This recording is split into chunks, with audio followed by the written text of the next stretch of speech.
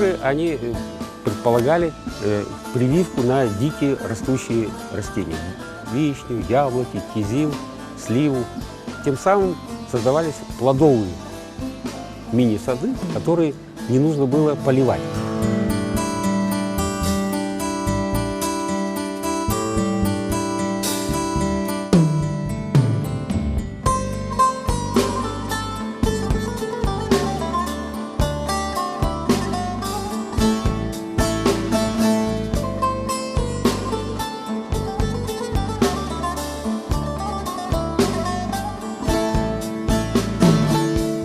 Чаиры всегда приносили какой-то доход, поэтому их огораживали и там косили сено.